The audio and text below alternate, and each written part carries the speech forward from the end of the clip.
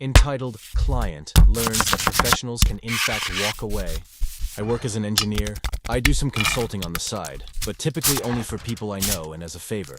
A good friend asked me to help his in-laws, who were doing some fairly massive renovations additions.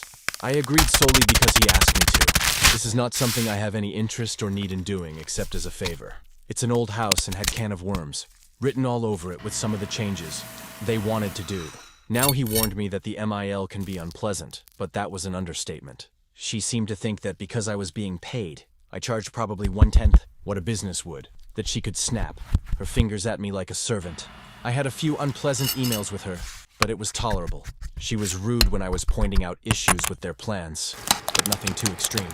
That changed when I started trying to find a time for me to stop by and inspect a few areas of the house to verify some information. I offered times to stop by on the weekend, but that didn't work for her. Tried evening times, still a no. Nope. She wanted me to stop by during my office work hours because that was best for her. When I told her no, this gets done on the weekends or in the evening, she went from rude to incredibly hostile, telling me that she is paying me, LOL, and that I work with her availability, not the other way around.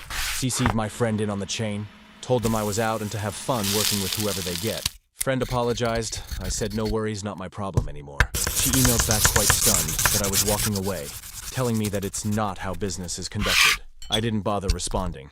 About 3 weeks later, I get an email from the husband now asking me if I would reconsider, and he promises that his wife won't speak to me or be involved in anyway. I hear from my friend that while the quotes came back much higher, which was tolerable for them, but it was how long the wait was. They just bought this house and wanted to move in ASAP, but it's an incredibly busy time of year for the convoluted and messy project.